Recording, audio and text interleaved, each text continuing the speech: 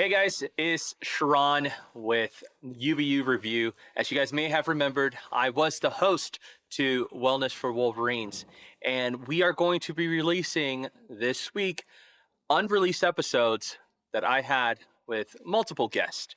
Now, every single person that I spoke with, I really enjoyed the conversation that we had, and we had deeper conversations before the podcast and then after the podcast as well. I hope you guys are able to see how much these episodes meant to me and that how much they helped me personally, and I hope they're also there to help you. Please enjoy these unreleased episodes and enjoy them here on We Are Wolverines. Hey guys, welcome back to the Wellness for Wolverines. I'm your host, Sheran, and today I have the most talented Nicole Fuga. How are you? I'm doing great. Thanks for asking. Nicole, how did we meet? Tell me how we know each other. Okay, so we know each other from Agima. We both train there at Agima MMA and Jiu-Jitsu there in the Provo Town Center Mall. And we train on the mats together, specifically Jiu-Jitsu. Yeah, I've been there for a few years. How long have you been in? I think I started October of what year are we in? 2025? 2023. Okay, so Dang, 2 a couple years. years after me. So I started April of 2021. Okay, yeah. Right after I had my baby. Nice. How has it been? It's been great. Originally, I went in just because I had this bucket list idea of like I wanted to do an MMA fight, and they just happened to be the closest one. So I went in, tried it out. The environment was amazing, and as soon as I let the coaches know that I was interested in fighting, the way that Coach Dane acted or responded to me, I was like, "Hey, I want to do an MMA fight." And he goes, "Oh, okay, that's cool.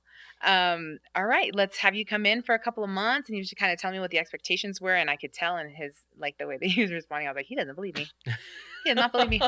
And so then I started was training consistently jiu-jitsu and kickboxing because that's the two main things that they offer, and I loved it. I took my first fight. Not too long after that. I'm trying to remember when exactly my first fight was. I think when I say not too long, that's a lie. I was waiting for a really long time, actually. I think for us female fighters, they want to make sure that we're safe. And so it took me about a year, because I think it would have been January of 2022 maybe was when I took my first fight. And I took my first fight. We went all 3 rounds, and I lost by split decision, which was super exciting for me. I was excited that I got all the way to the end of my fight. I was excited that I lost by decision and not by a finish. And I really was excited the fact that my striking was a lot better than I thought it was going to be. And that's like mostly what we did. Although I thought we were going to do a little bit more jiu-jitsu. Like that was kind of the game plan. We didn't end up doing that. But then over time, I kind of just ended up loving it. And like I said, originally started off as a bucket list thing, and when I took that first fight, then I was like, okay, I love it. And I told my husband, I was like, I think I want to do this for like a long time. And he's like, are you sure? And I said, yeah, I think I love it. He just didn't want to get beat up. No, yeah. When I actually first started, when I told him, okay, so we used to watch the UFC fights all the time, and as soon as the women's fights started getting bigger, we would watch those more consistently. And there was a women's fight, the Joanna Jacek and Weili Zhang, that fight where they went all rounds and they were unrecognizable at the end of the fight. I was like, it was an amazing fight. Such a good fight. So much heart put into that. And I was like, I want to do that. And he was like, what? You want to do, like, you want that to happen to you? And I said, no, I'm going to do that to somebody.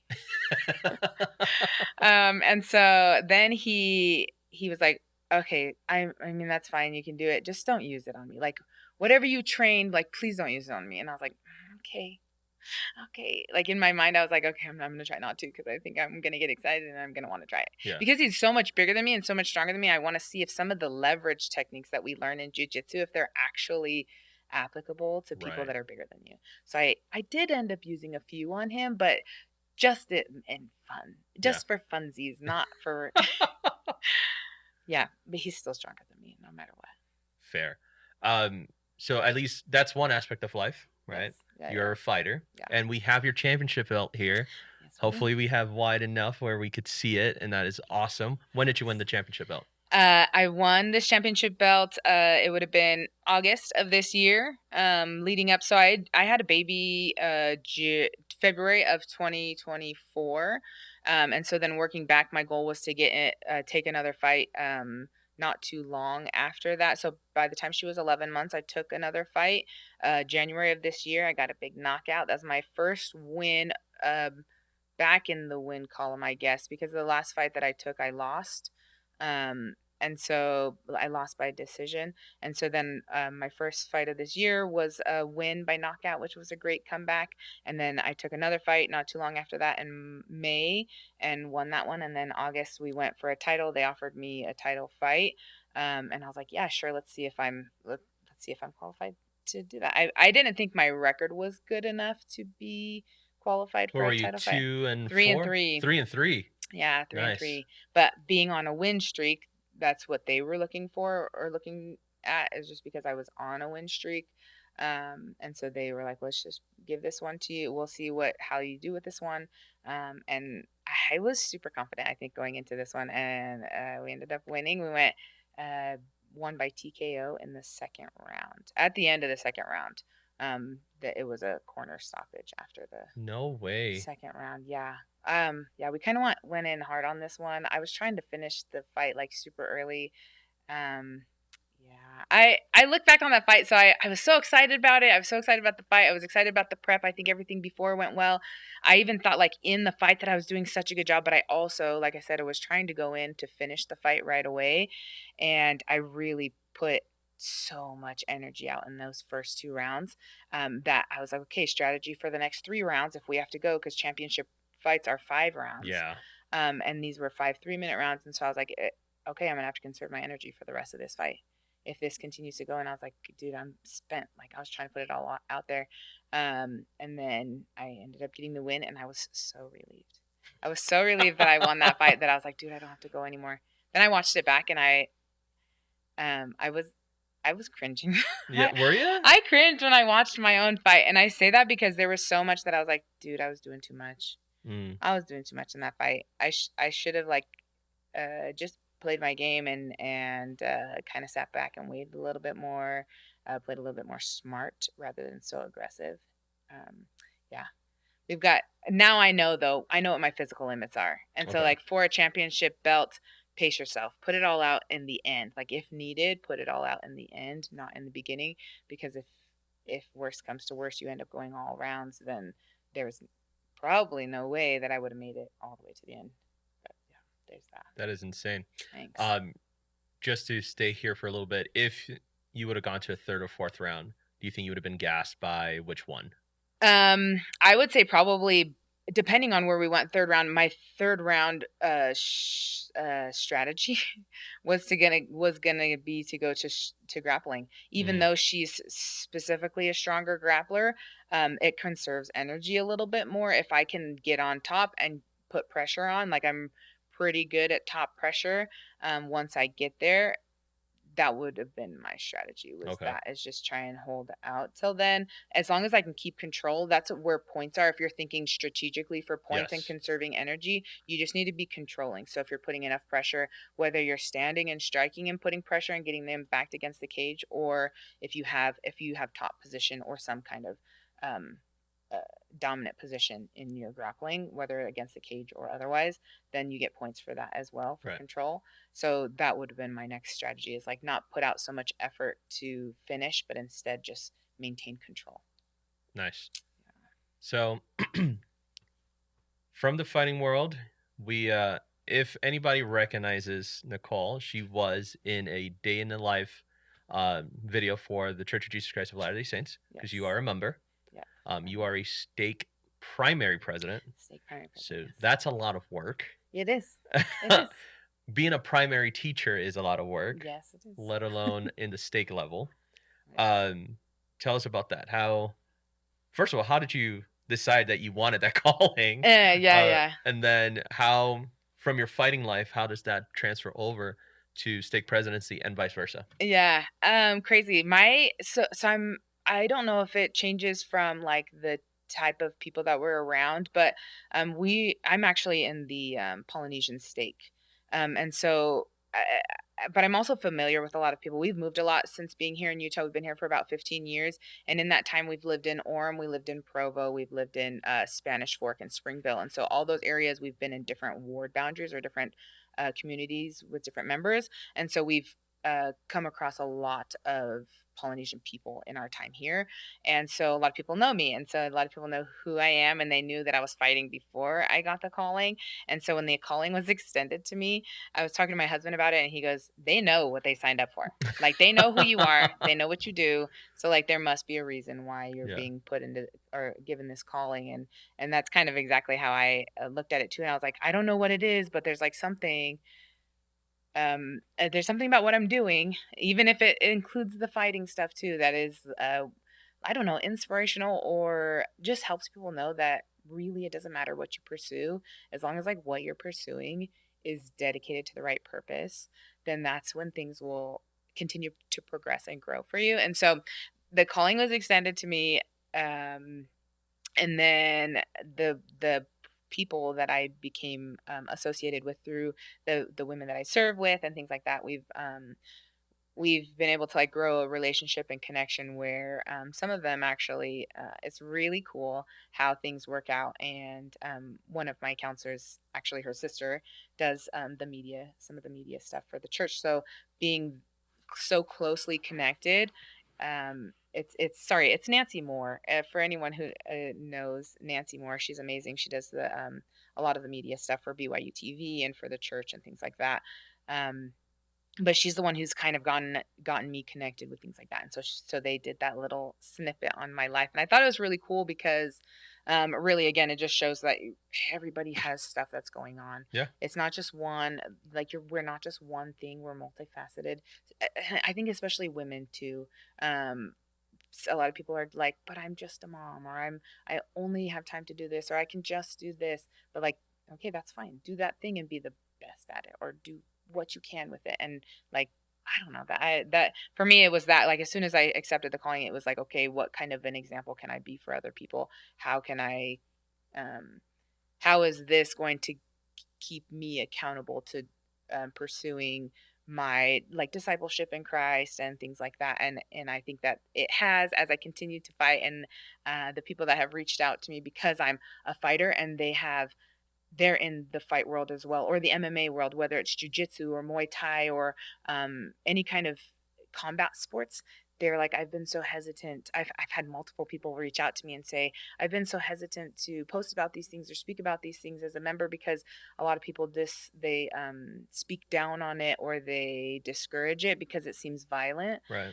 And there was actually someone, when the church posted that video of me with the day in the life, somebody asked the question, how can you, I don't remember the exact phrasing of it, but it was something along the lines of, how can you be a member or a disciple of Christ and like be in such a violent sport, was Yeah. kind of the way that she was asking it. And I just responded to her and I said, I think it depends on how what your perspective is on it, because how I look at MMA, it's me learning to control my natural man, or control my physical and my emotional stability, I guess. And I say that because more I train, I realize, one, I'm not the best at anything ever. There's always somebody bigger and better and more trained and more skilled. But also, so it keeps you humble that way, but it also helps me realize that I can control my emotions. So when I'm frustrated, there's something that I'm learning, something new, that I'm frustrated, but I can also still like sit calmly and work through that. And I'm learning to work with people who have a lesser capability than me, whether they're just brand new, today's their first day, and I'm encouraging them to keep going, or because that's what was given to me when I first came in. Those types of things are what I'm learning. I'm learning how to fellowship people. I'm learning how to stop and serve people, because I have to slow down for new people and I have to be patient with them. So I'm learning patience that way. There's so many wonderful things that you can learn from MMA that the violence is the last thing on my mind. It's more me versus me, although I do have to use my skills to against someone else to try and see where my skill levels are at. But for the most part, it's me improving all the time, mentally, emotionally, and I would say spiritually too, because it's been more of a confirmation of how capable I am, like more capable, and I keep growing more and more into who I'm created to be. And so I think, I don't know, for me, MMA is that it's very grounding, and yeah, it's becoming part of who I am. Definitely. And I think that's an awesome way to respond to that question, because I think when I was 18, 19 and I joined the military, my concern was because of the job that I had chosen. If I shoot somebody, because that was my job, is that kill? How can I do that and call myself a disciple of Christ? Or am I responsible for that death? And a lot of the answers that I was getting, it wasn't satisfactory. Up until there was someone else, I think it was like a member of the stake presidency, that was like, at the end of the day, are you killing them because you find joy in that, or are you killing them because that is your job? I was like, I have no joy in killing anybody. So my job. It's like, okay, did you make the decision to shoot that person? I was like, well, in the moment, like, yeah, it's gonna be me. But it's like, but did you get orders to do that? I was like, well, yeah, like that's war. He's like, exactly, that is war. In the Book of Mormon, you see wars happen, people die, you know. But ultimately, those decisions of deaths aren't on you; they're on the generals and so on, the people that make the money, right? They're the ones. So I think when it comes to combat sports, right, there's a huge learning curve of, I'm going in there because I want to break someone's arm, versus I'm going in there because this is what I enjoy doing, but I'm also learning so much more of discipline. And because I've learned discipline, I don't have to break someone's arm. They just need to know that I know how. Right. And I personally don't find there to be any unchrist-like attributes in combat sports. I think that's probably where you'll find the most, because everyone, at least that I've seen in Agima, are one of the most kindest, loving. There's a brotherhood, a sisterhood there, and there isn't anything that's so, I'm in there because I hate people and I want to hurt them. Like, that's not the feeling that I get from there. Okay, so that is church, but now you have another hat that you also wear. You're a mom. Yes, I'm a mom. Not to one. Yep. 5. 5 kids. Yep. Is that your husband included in there? No, that would be 6. There you go. That would be 6 kids. So you are a mom and a wife. So you're juggling 3 things, unless you're juggling more. No, you have your career as well. Yes, sir.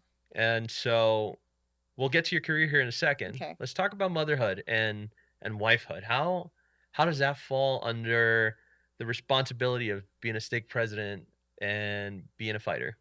I think it all, a lot of the times when I think about where I'm at in my personal growth journey and trying to figure out how to balance everything, it's not balance per se, because I think of like, okay, the perspective of you're on a balance beam and you're trying to put your weight evenly distributed, or even, I guess, balancing. Some people think it's even as in like you put the same amount of time here as you put in here, but it's not necessarily that. I would say it's more of a put the things in order of importance according to the season of importance. So for me, fighting right now is a little bit on the back burner, because I've been starting a new career and working with, like, being with my family and putting time in with them, so that when I do get into my fight camps, because they know fight camps for me are super dedicated, I'm training like 3 to 4 hours a day, 5 to 6 days a week. So it just depends on what I have time for. And if I can do family stuff, like I'll give up family activities and things like that so that I can go to practice,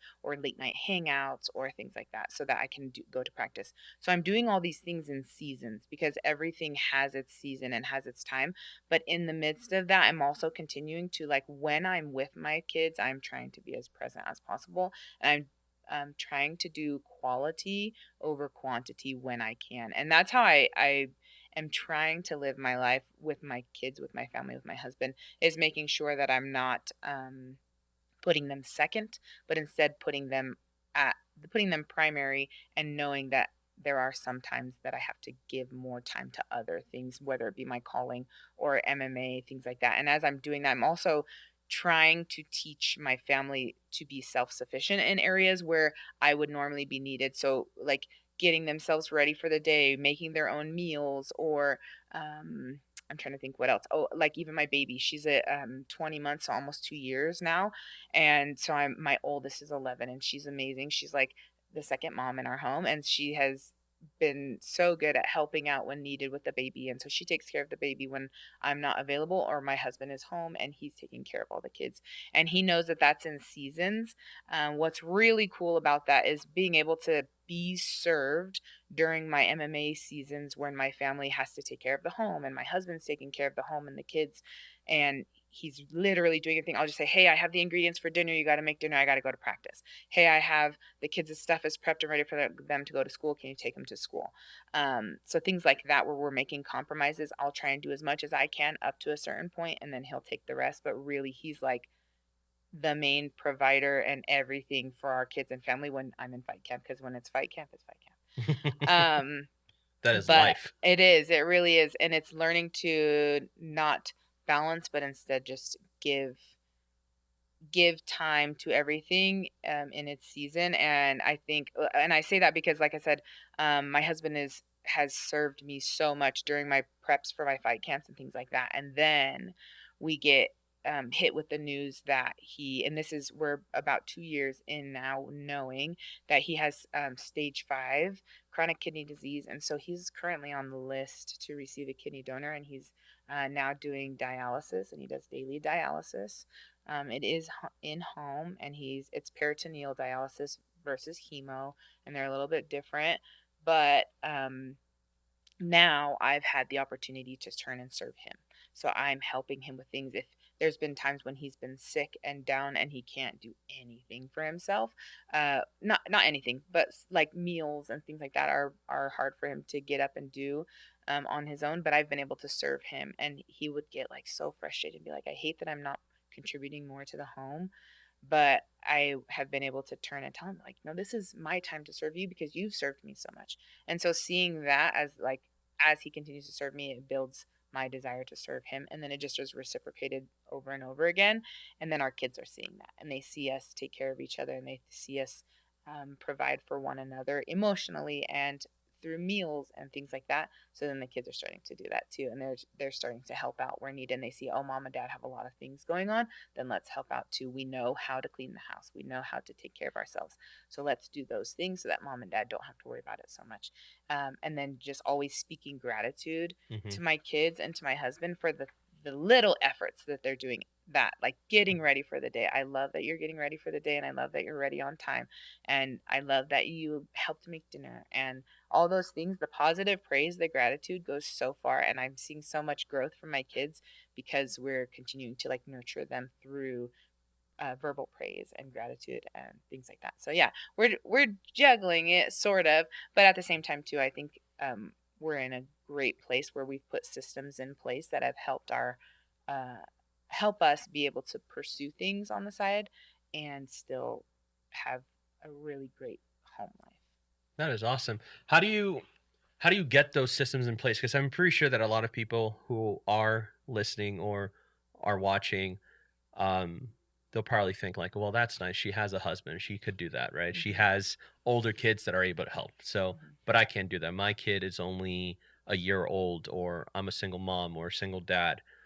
Um, how would you recommend, or what advice would you give to these people who are listening who might not be as blessed as you are to have a partner or multiple kids that are old enough to do that? Like, how can you set those systems in place for them?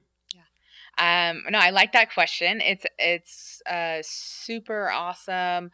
I like I said, I like that question because it's something I'm working into right now. I actually have recently started a mindset coaching business specifically for busy moms or moms who feel like they're just lost or disconnected with who they want to be, and they keep saying, "Oh, I want to do this and I want to do that, but I can't because of whatever." Um, Part of my program is teaching them to build a support system and learn how to delegate duties, because a lot of the times as moms we just assume like we have to do everything. We're the nurse when they scrape their knees, we're the cook, we're the cleaning lady, we're the comfort and support system, and we're the everything for everyone all the time, and it can get really overwhelming. And that can just consume our identity and be the only thing that we are. But sometimes we forget that we need to give back to ourselves. And so it's taking times for ourselves to kind of like decompress. And that's what my workout stuff has come into, that is like, that's my time to decompress, where I don't have to think about anything else. I'm just fueling my body and becoming stronger that way, and just being mostly mindless at the gym and when I'm training MMA and things like that. But for as far as like putting systems into place, it really is those two things. It's building a support system and delegating duties. Although I am married and I have older kids, it doesn't mean that there aren't times that my husband's unavailable or my kids weren't also young. But at that same time, the support systems that I've built is realizing there's so many people around us that we can utilize. There are siblings. If you're an only child, then you've got best friends.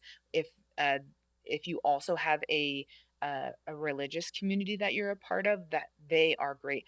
I I don't know that there's ever been a community that I've been a part of, whether it's my female MMA fighters or competitors community, or my religious community, the female gatherings that are there, my general friends groups that I've built from different areas as well. Women are so willing and ready to like rally around one another, that if you say I need help, someone's going to be there to help. But it's reaching out for support, building your support systems, build relationships with people, make connections, because the more connections you have, then you'll know who has the abilities, the capabilities, the time to provide you with the support that you need, whether it's babysitting or just somebody to talk to, like, hey, I'm going to call you. I just need 15 minutes of your time. I just need to vent about something. Whatever it is, the more connections that you build, the more you know where to go to when things are struggling. Like when you are struggling and you just need an out. If you can't be out physically, then you can be out on the phone. You'd be like, hey, I need 15 minutes. I'm going to call my best friend and we're going to talk. So it's building support systems, knowing who to go to, because I feel like a lot of the times when you're alone, if you're a single parent or you have babies, then sometimes you're like, oh, this is so hard. I don't know how to do this. But when you know that you're not doing it alone, it makes it so much easier. Like I said, knowing that you have the support. If you have friends that have babies your age, and then you're like, what did you do? And then you have somebody to collaborate with, and they can give you ideas on how to fix different things. But it's looking for those things too, is realizing that the support is there. Sometimes it's there and you're not realizing it. So for example, when I was starting to build on my growth journey, I guess, I was always like, man, I wish I had best friends that would just come over to my house and do nice things for me. And then I wish I had best friends that would just buy me nice things all the time. Like I in my mind, I was expecting that out of my friends. But my friends give me so much more than like physical things. The emotional support is there. And then my mom would show up, and my mom would clean my house from top to bottom. And now as an adult, like how much I appreciate my mom, sorry, and how much she does for me. She has been an amazing support. So if you have your parents still in your life and you're an adult, like lean on them, because yes, you're both adults now, but they have how many years of life experience on you? Ask them. Like, ask them what they did. How did they do it? My mom raised 8 kids. I'm the second oldest of 8 kids. So she did it. And I'm now picking her brain on it. And like, how did you do this? When did you put this system into place? So my kids are ages 11 to 1. And they've all been doing laundry since they were like 5. So they all know how to run the laundry. Now most laundry washers and dryers are button Yeah. instead of like the twist knobs. But they all know like which buttons to push, how much soap goes in the thing. They know how to wash and dry their laundry, and they know how to put it away. Not that it's been perfect every single time, and it's taken me a lot of time to like teach them how to do that and how to fold and put away their laundry.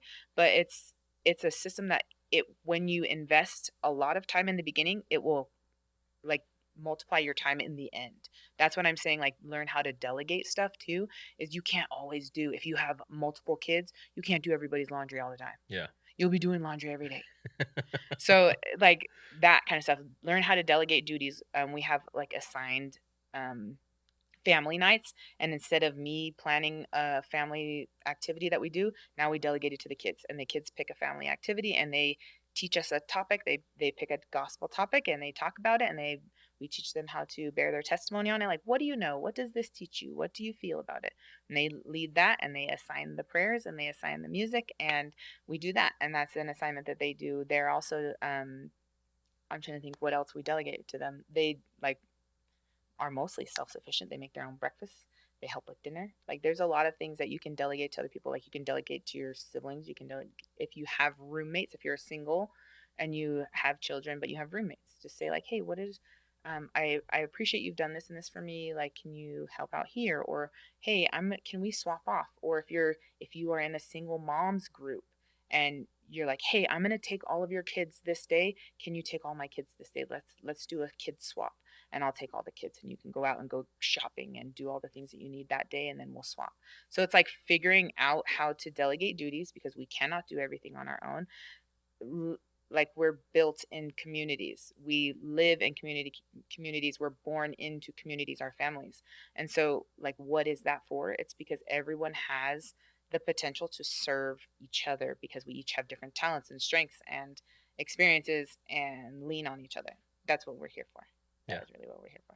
That's awesome. He's 12 now. I have taught him, I think since 5, how to do his own laundry.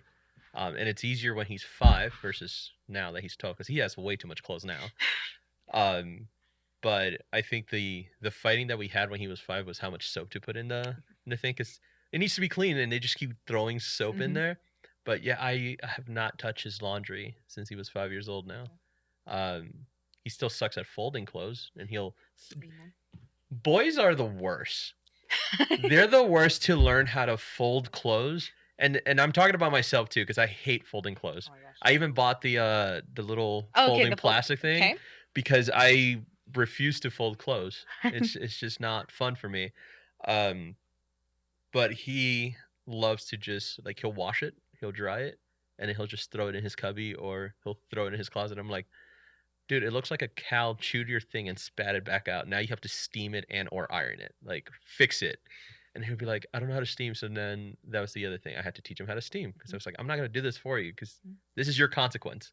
Like, and I think this is an important lesson for everybody in life, right? Like, whether it's good or bad, it has a consequence. Yeah. The word consequence is not bad. It's just the result of whatever you did. Yes. And so for my kid, teaching him, like, hey, you washed your clothes. Good job. You dried it. That's awesome, because now it doesn't smell musty. But you didn't fold it. You just threw it in there. Yeah. What is your consequence? You have something wrinkled. It looks like grandma. Like, fix it. And so understanding that consequences will always follow your actions are super important. Tell us about your career. How did you get into it? Okay, so I'm currently a micro school owner. My academy is called Elite Performance Academy, Prep Academy, and we're located in Provo. We're at the Provo Town Center Mall. We are a micro school, and what that means is that we are privately funded, so kind of like a private school in that way, but we, because we're privately funded, then we have the flexibility to teach the things that we want to teach. The micro school portion of it means that our classroom sizes are smaller, so we have a ratio of 1 teacher to 10 students. Currently, I'm the teacher, and we have 10 students. 4 of the students are mine, and then 6 are others. And our grades right now are K through 9 is what we currently have enrolled. We are an athletic academy, so we put athletic training into the day. So we train in the morning, we do academics through the day, and then we train in the afternoon as well, and finish our day out with training. We are Monday through Thursday, no school on Fridays, because who wants that? But the kids are loving it. So this week is Thanksgiving break, and a lot of schools will do Thanksgiving break, meaning that they'll take Thursday, Friday off. But I gave the kids an opportunity to vote. How did you want to do Thanksgiving break this week? Would you like to take the whole week off, or would you like to at least come to school Monday, Tuesday? And the kids were super excited. Not all the kids, but I did want it to be unanimous. So I was like, I don't want everybody to come if some people don't want to be here. So I did give them an opportunity to vote on it. And 7 out of the 10 kids voted to go to school this week. Oh, wow. And so there were a couple of kids that weren't interested in it. So for that reason, we are not having school this week. But the fact that they have ownership in their own learning, the times when they go to school. I mean, there is some flexibility in the times that they come to school, but for the most part, school is the 9 to 2. But otherwise, like the amount of time that they're in school, like we can take breaks longer or shorter or those types of things. If they have certain things that are going on, then we'll try and make sure that we can accommodate for that. But yeah, we just started this year. This is our first year. I do have a degree in elementary education, and I started there, but I didn't actually ever get into teaching where I was an official teacher, because as I was going through my degree, I also was here. So I graduated from UVU. Yay, go Wolverines. I played rugby here as well. Nice. Their women's club team is amazing. Um, Made a lot of friends from that team. Actually, one of my best friends is I made her. We became best friends playing rugby. She's amazing. But then after that, when I was doing my degree, in the middle of doing my degree, I was also working at a youth correctional facility, and so I was working with youth. And so I was like, man, I love teaching, but I really like working with youth. So maybe I'll go back for my secondary degree and do it so that I can teach middle school and high school as well. Then I realized that after I finished my teaching degree, I thought maybe it's not exactly that. And so over time, I just kind of like let that go, and I never pursued anything for secondary education. But then this became an option for me where I was microschooling and I had the option to teach K through 12. And I was like, okay, I think this is where it's supposed to be. And we're incorporating athletics. So for me, that's like everything that I love. I love learning. I love teaching people. I love like moving my body and utilizing it as a tool, and making it as effective as possible.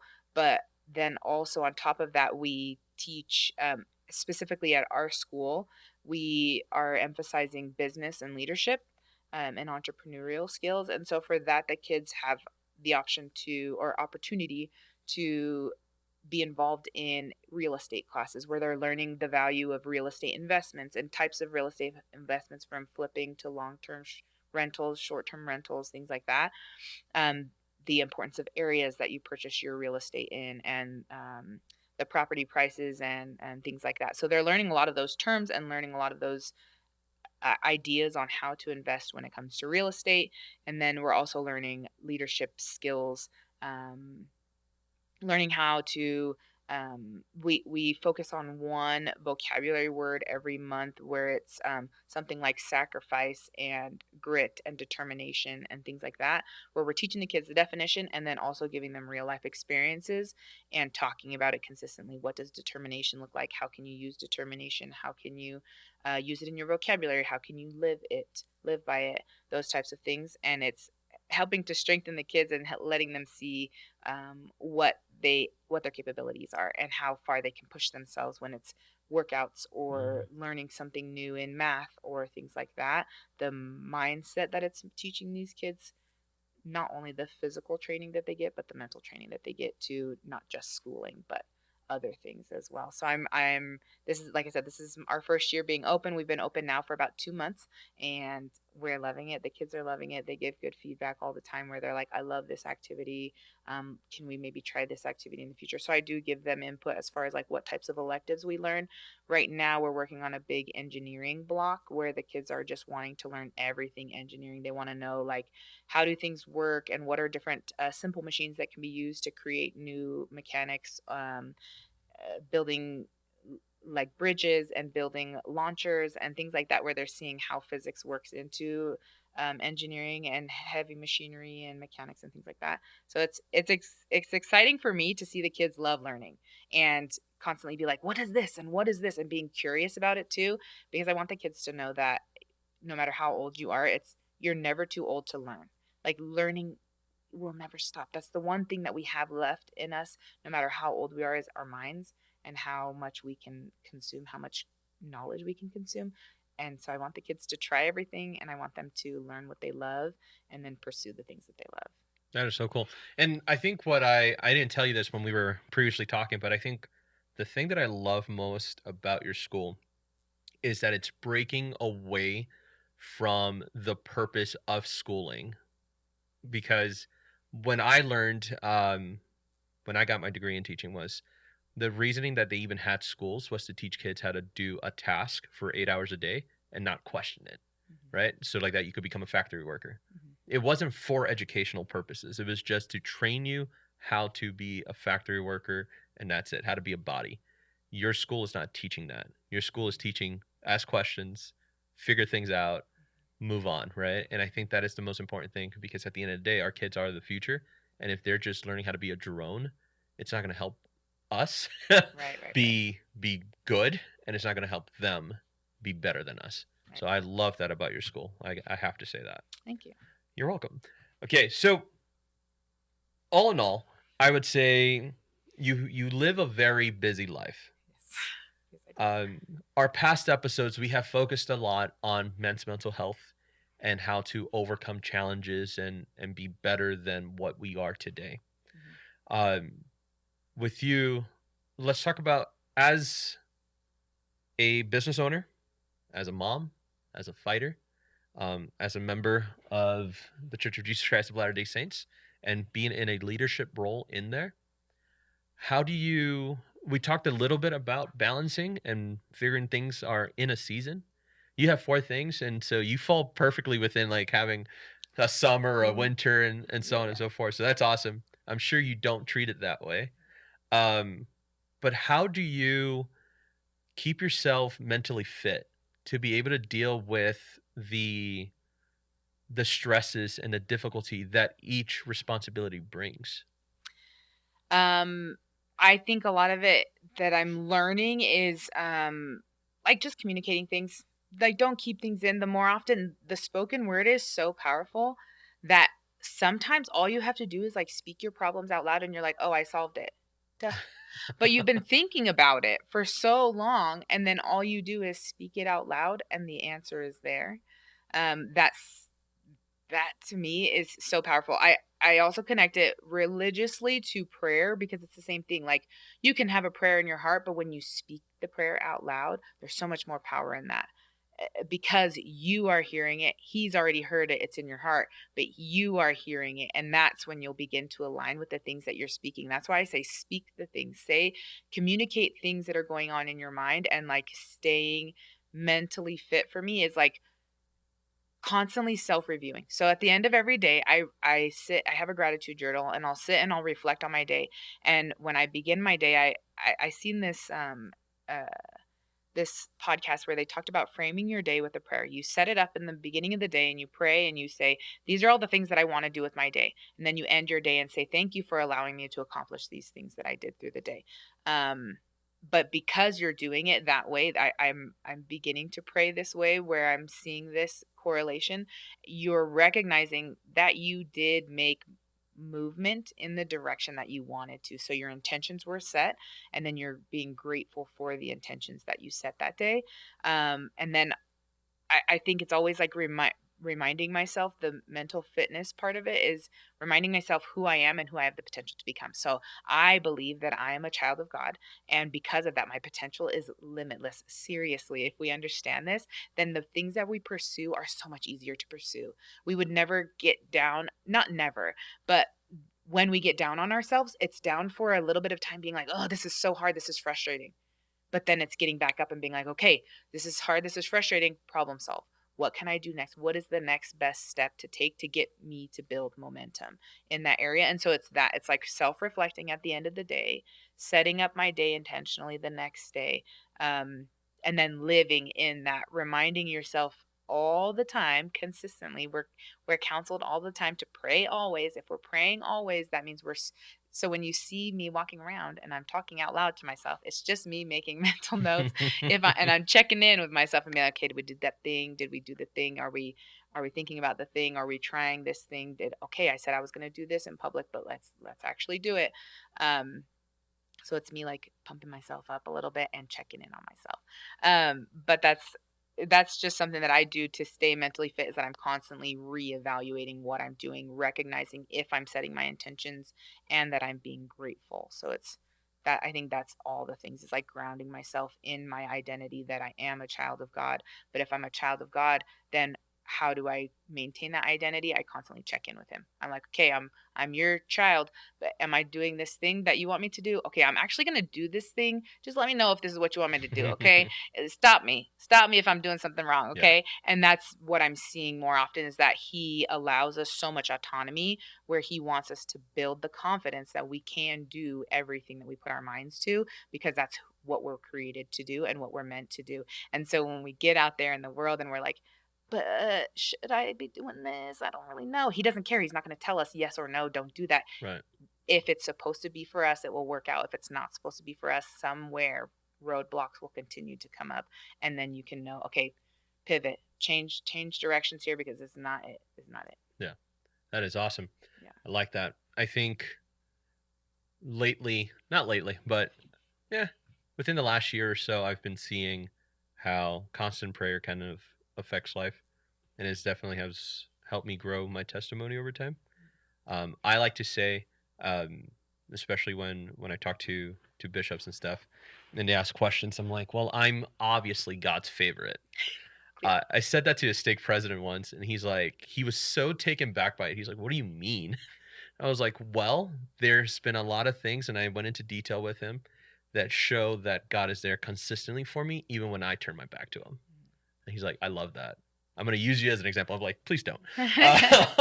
But I think that is my personal testimony, is that I'm God's favorite. Yeah. Sorry, everybody else. Yeah. Okay, so how do you address? I know there's a lot of people that say, I don't have time to go to the gym.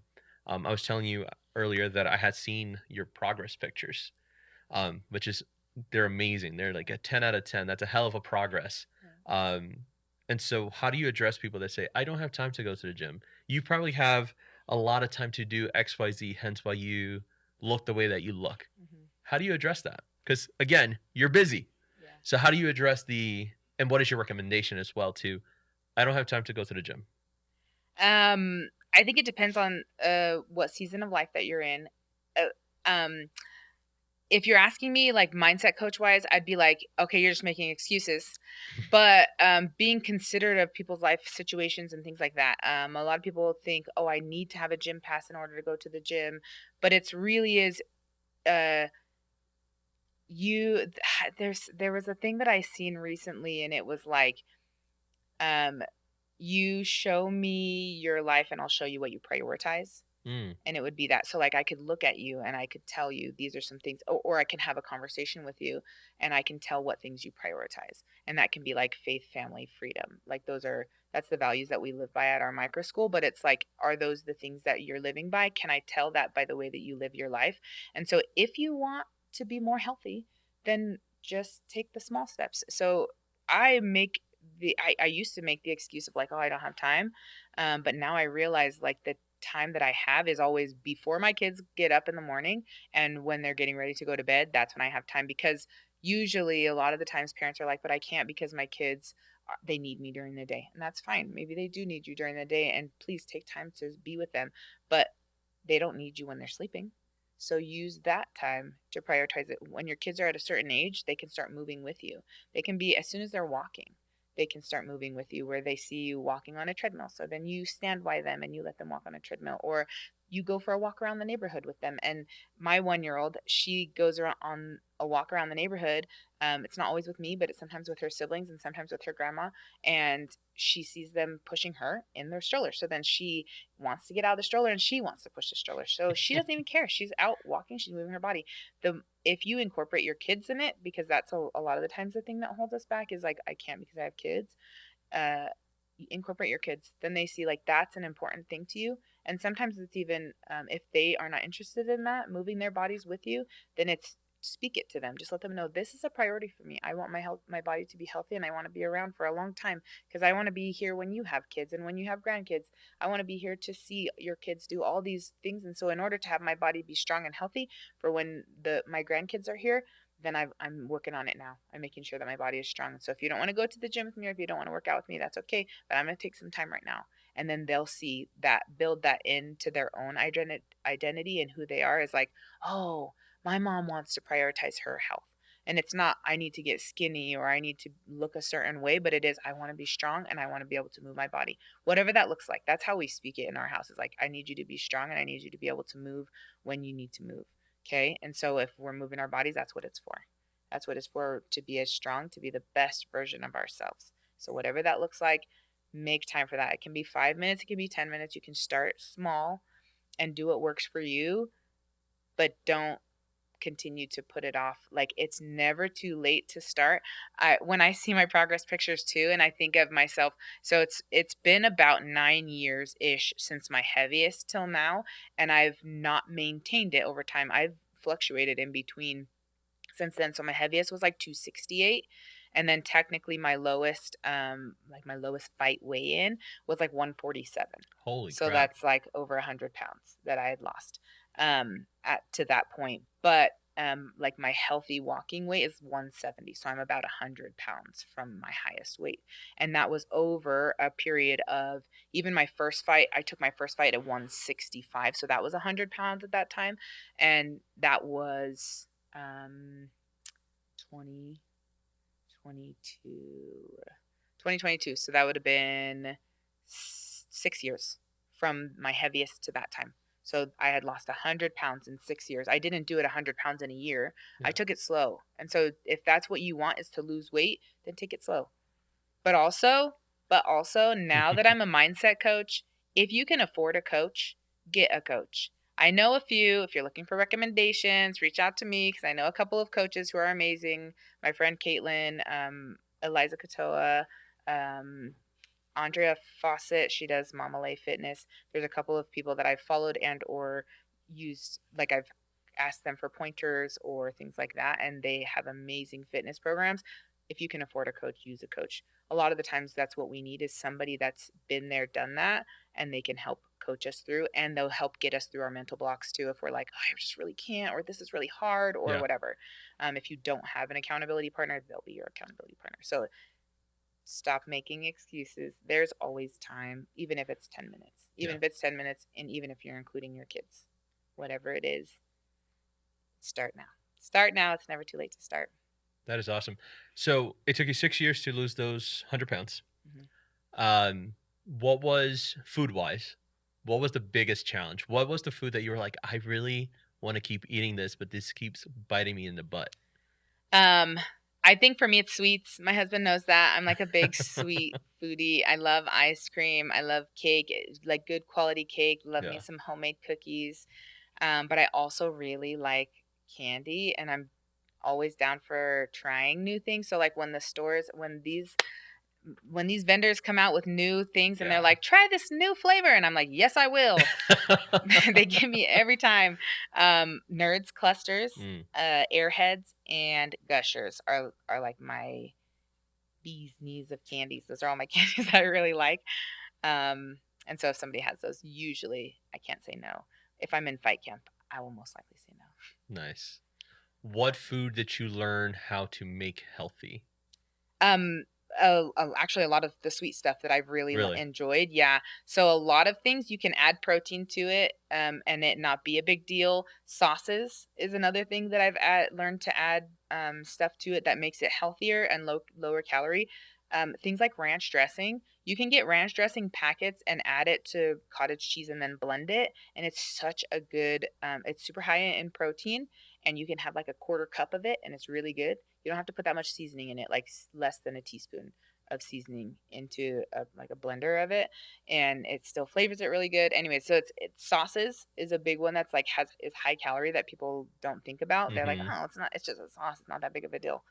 But I've learned how to supplement sauces, and I've learned how to like bake things that incorporate protein in them. So like cookies, we're working on perfecting a protein cookie recipe. Oh, please share that when you so got that it. when we have it. So my friend Caitlin, she was featured at Eat Tossed for like their influencer specials, and she had this amazing protein cookie that they made out of her Wella protein. It was so good. It was so good, like the best protein cookie I've ever had. And so anyways, I'm trying to work on a recipe so that it can be equivalent to that. But anyway, so yeah, baked goods is something that I've tried to find healthier ways to make those things.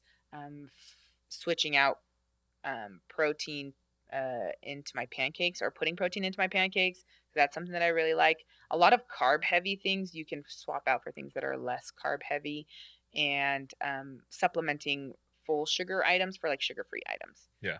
It's like sugar adds so much calories into everything, and that's something that I've learned over time too. Yeah. I think our cultures are very similar. I have learned, so my wife is Mexican, and so we are very heavy with carbs. You have spaghetti, and then they'll add rice next to it. I'm Yep. like, why? Amen. Why are we doing this? But I love tacos. I love burritos. I love most Mexican food. I am down to clown with it. However, I found when I started my weight loss journey, there were these packs of tortillas that you could have 4 for 90 calories. Yep. And I was like, hell yeah, like that's a lot of tacos there. Yeah. But then the salsa that we use, it's all vegetables, just Yeah. like you have in your vegetable Really good. intake. However, there's certain sauces that we make that are just like based off of sour cream, or we add a lot of sour cream. Greek yogurt is a hell of a sub. Yep. And for me personally, I think it tastes better with it than, like, I'm not a fan of sour cream now. Like, it just tastes icky. Like, I don't like it.